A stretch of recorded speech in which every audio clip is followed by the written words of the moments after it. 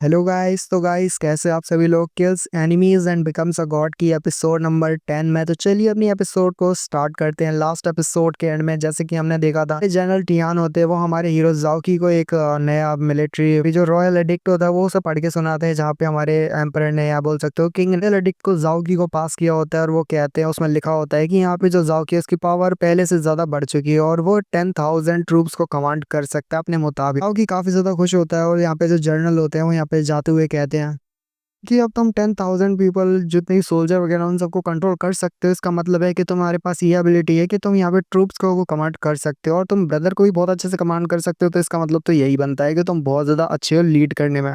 यकीन है तुम बहुत ज्यादा अपने ट्रूप्स को अच्छे से लीड करोगे और तुम वाकई में अच्छे जाके मतलब अच्छे से आगे जाके तुम बढ़िया अचीवमेंट को हासिल करोगे। ग्रीन डायनेस्टी में बहुत ज्यादा तुम अलग चेंजेस लाओगे। पता है जर्नल, आपका शुक्रिया मेरे को यहाँ पे टीचिंग्स देने के लिए, जरूर याद रखूंगा और आपने जो मेरे लिए गया उसको मैं याद रखूंगा। जबकि यहाँ पे हमारे केन कहते हैं, हमारे जनरल होते हैं वो कहते हैं जाओ की तुमने यहाँ पे बहुत सारे लोगों को मारा है और साथ ही उनके हान के सिटी के जो जनरल थे, आर्मी के जनरल, उन तक को मार दिया तुमने। अच्छे कुछ सोल्जर जो कि बहुत ज्यादा जख्मी थे पर जिंदा थे, पर फिर भी तुमने उसे बहुत ज्यादा डैमेज कर दिया, बहुत ज्यादा अच्छी बात है। जबकि हमारा जाओकी भी कहता है यस जनरल मैंने ऐसे ही किया है। जबकि यहाँ पे जनरल भी कहते हैं ऐसे क्योंकि तुमने गेट तक को डिस्ट्रॉय कर दिया, जो कि सिटी ऑफ आर्न का मेन गेट था उसको डिस्ट्रॉय किया है। तो बहुत ज्यादा अच्छी बात है कि सिटी ऑफ आर्न का गेट को डिस्ट्रॉय करने के लिए ये भी एक बहुत बड़ी बात होती है। तो यहाँ पे मैं इसकी भी रिपोर्ट जाके किंग को दूंगा और तुम्हें यहाँ पे क्रेडिट जरूर मिलेंगे इसके। जाओकी कहता है जनरल आपका बहुत बहुत शुक्रिया, नहीं मेरा कुछ काम है तो फिर ठीक है मैं अपनी यहाँ पे लीव चाहता हूँ। उसके बाद वहां से चला जाता है और मन में जाते हुए सोच रहा होता है 10 टाइटल्स आज मुझे मिले हैं क्योंकि मेरे को बहुत ज़्यादा रिवॉर्ड मिले हैं, मेरी रेपुटेशन काफ़ी ज़्यादा इंक्रीज़ हुई है। तो मेरे ख्याल से अब जो मुझे सिस्टम से रिकॉर्ड मिले सॉरी रिवॉर्ड मिलेंगे वो बहुत ज़्यादा बेहतरीन होने वाले हैं। वो कहता है सिस्टम को चालू करते हुए और वहाँ पे पहले से ही लिखा आता है उसे बहुत सारे रिवॉर्ड मिले होते हैं। रिवॉर्ड रिवॉर्ड 110 स्टोन वो होता है, जॉन रैंक का martial art divine arrow technique होता है। तीसरा रिवॉर्ड जो मिलता है आप इसको याद रखना क्योंकि ये बहुत ज़्यादा हमारे हीरो को उसकी रेपुटेशन बढ़ाने में हेल्प करेगा। तो ये जो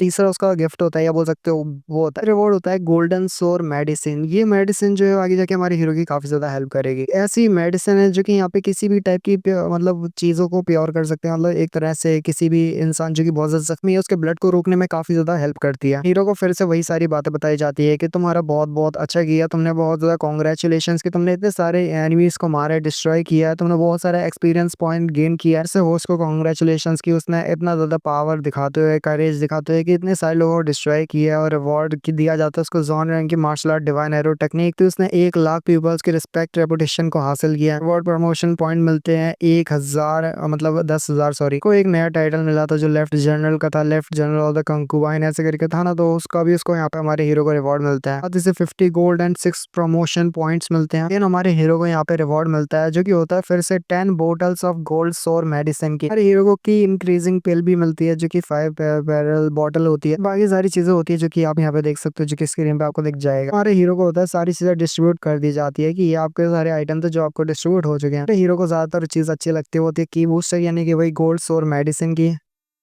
सॉरी मतलब हमारे हीरो को की बूस्टर पिल मिलती है जिससे हमारे हीरो की कल्टीवेशन बढ़ेगी। जो गोल्ड सोर मेडिसिन है वो कुछ और है। हीरो की बूस्टर पिल का पढ़ते ही कहता है कि की बूस्टर पिल ये तो बहुत ज्यादा अच्छा रहेगा मेरी कल्टीवेशन के लिए। मैं जल्दी से यहाँ पे इस लेवल ऑफ होटियान रिले में पहुंच जाऊंगा। मैं होटियान रिले में पहुंचने वाला हूँ बहुत जल्द, मैं 6th रिले में हूँ। नेक्स्ट रिवॉर्ड मिलेगा वो मिलियन जर्नल पे मिलेगा। तो मेरे ख्याल से मुझे उसका तैयारी करना होगा कि मैं कितना जल्दी हो सके उतना जल्दी उस रिवॉर्ड को हासिल करूँ। विंडो खुलती है जहाँ पे कहा जाता है कि हमारे हीरो को 988 पॉइंट चाहिए, यहाँ पे रिवॉर्डेड किया जाएगा। और साथ ही उसके एक और विंडो सिस्टम खुलती है जहाँ पे उसे कहा जाता है कॉन्ग्रेचुलेशन होस्ट को, जहाँ पे उस टाइटल को हासिल किया है जो कि एक कमांडर का था जो कि यहाँ पे 10,000 पीपल्स को कंट्रोल कर सकता है। मिलिट्री प्रमोशन से पॉइंट मिलते हैं और यहाँ पे कहा जाता है अरे हीरो को एक स्पेशल वो मिलता है जो कि एक वो होता है एडवांस बैटल फॉर्मेशन का, जहाँ पे उसकी जो हमारे हीरो की जो आर्मी होगी उसकी जो बैटल फॉर्मेशन होगी बहुत ज्यादा बेहतर हो जाएगी जब वो इस फॉर्मेशन का यूज करेगा, इस पावर का यूज करेगा अपनी आर्मी के साथ। हमारे हीरो को वो रिवॉर्ड और मिलता है जो कि 10,000 ट्रूप्स को कंट्रोल करने का होता है ना, तो उसका भी रिवॉर्ड हमारे हीरो को मिलता है जो कि होता है जान rank high grade magic treasure का। एक हर टाइप का कुछ होता है और यहाँ पे कहा जाता है कि हीरो जब इसका यूज करेगा उसकी पावर बढ़ जाएगी, तो आर्मी को बेहतर तरीके से कंट्रोल कर पाएगा और साथ ही उसकी आर्मी की बैटल पावर भी बहुत ज्यादा इंक्रीज होगी। हमारे होस्ट की स्ट्रेंथ इंक्रीज होती जाएगी, वैसे ही मिलिट्री की जो पूरी पावर होगी वो भी इंक्रीज होगी। ये सारी नॉर्मल चीजें तो बस बताई जाती है। जहाँ पे हमारे हीरो कहता है बहुत ज्यादा बड़ा रिवॉर्ड है जो कि मुझे यहाँ पे मिला। वो खुश होते हुए कहता है इस सारे रिवॉर्ड के बाद तो मेरी आर्मी की स्ट्रेंथ भी बहुत ज्यादा बढ़ेगी और साथ ही मेरी बढ़ेगी। अब मेरे पास 10,000 पीपल्स है जो कि मेरी कमांड को को फॉलो करें। लगता है मुझे बड़ा सोचना चाहिए और अब मैं चाहता हूँ कि 1 लाख पीपल को मैं कंट्रोल करूँ मेरे कमांड को मानने के बाद। एक दिन ऐसा आएगा जहाँ पे मिलियन ऑफ पीपल मेरी कमांड को फॉलो करेंगे। समय वो होगा जब मैं बहुत ज्यादा इनविंसिबल होऊंगा, कोई मेरे सामने खड़ा होने के लायक नहीं होगा। जैसे मुझे बहुत ज्यादा रिवॉर्ड मिलने हैं हान जरूर को मारने के बाद, तो लगता है किंग को मारने के बाद तो मुझे और भी ज्यादा रिवॉर्ड मिलने वाले हैं। यानी यार और साथ ही मदर, मैं चाहता हूँ कि आप बस इंतजार करो मेरे अच्छे अचीवमेंट को हासिल तक करने तक मेरा इंतजार करो। जबकि सीन जो होता है, नेक्स्ट सीन चेंज होता है, यहाँ पे हमें एक बड़ा सरप्राइज मिलने वाला है जहाँ पे हमारी हीरोइन की यानियर कहती है, यानी हीरोइन यानियर कहती है, इधर आप ये कैसी बकवास कर रहे हो, मैंने आपसे कहा ना कि मैं किसी से भी शादी नहीं करने वाली। मैंने यहाँ पे इतने साल गुजारे, मैंने यहाँ पे सिर्फ एक ही से शादी करने का सपना देखा और मैं उसी से शादी करने वाली हूँ। मैं उससे कैसे शादी कर लूँ जिससे मैं आज तक मिली ही नहीं हूँ ना, मैं जिसको जानती हूँ उसको शादी क्यों करूंगी। जबकि इसके फादर कहते हैं, मैंने कहा ना लड़का तुम्हारे लिए ज्यादा बेहतर रहेगा, उसका अच्छा एक स्टेटस है, वो बहुत ज्यादा अमीर घराने से है, अच्छे से ख्याल रख सकता है। ये फादर के ऑर्डर है और फादर को तो तुम्हें पता ही है कि फादर जो है वो तो उन्हीं की वजह से यहाँ पे इतने ज्यादा अच्छे से शांति से लीव विलेज में रह पा रही हो तुम। लीव विलेज में रहने का यही रीजन है कि तुम्हारे फादर ने ये चाहे कि वो ऐसी ही शादी हो। यहाँ पे तुम्हें उस प्रिंस से यानी प्रिंस फूसो से शादी करनी ही पड़ेगी। पास एक अच्छी अपॉर्चुनिटी होगी, तुम यहाँ पे क्वीन बन जाओगी, किंग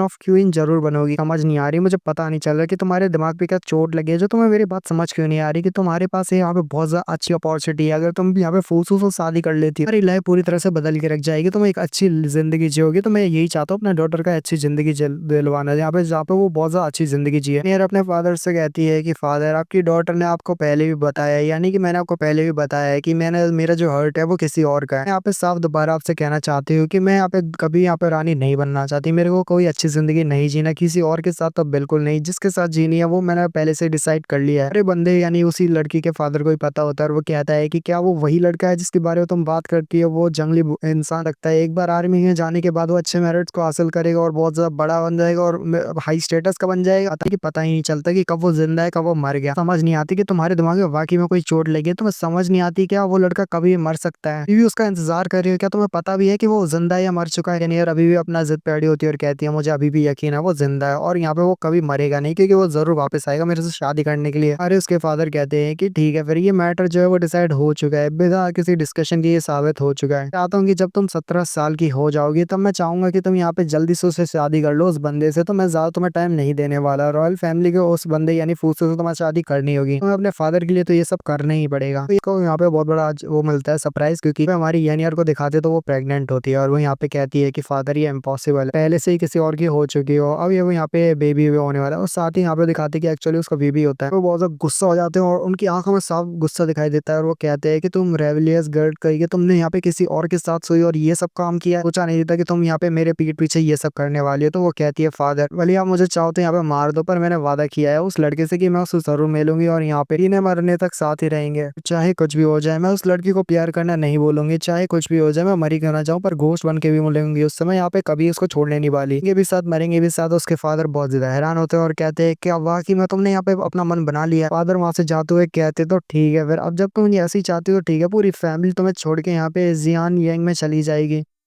मैं चाहता हूँ कि हमारे फैमिली के जितने मेंबर हैं इस लड़की कमीने को यहीं पे छोड़ दो, लगता है नहीं कि ये मानने वाली हमारी बात। या फिर तुम अकेले यहीं पे रहो और अकेले उस लड़के का जो कि तुम्हें चाहता है कि वो तुमसे मिले तो उसका इंतजार करते रहो। फादर उसको बहुत सुना के चले जाते हैं, जबकि हमारी जो जेनियर होती है वहाँ पे रोने लगती है बैठ के। फिर ये होती है ब्रदर केन, मैं चाहती हूँ कि तुम जल्दी वापस आओ, जितना जल्दी हो सके उतना जल्दी। और यहाँ पे दिखाते हैं हमारा जो ब्रदर केन होता है एक्चुअली में तो मार्शल फीट्स जो टाइगर फीस्ट होती है और साथ ही बाकी सारी जो टेक्निक्स होती है नॉर्मल पावर पंच कभी की प्रैक्टिस कर रहा होता है और साथ ही अपना कल्टिवेट भी कर रहा होता है और सारे स्टेटस विंडोज भी जाके देख रहा होता है। एपिसोड को खत्म करते हैं, मिलते हैं अगले वीडियो में, तो पीस, गुड बाय बाय।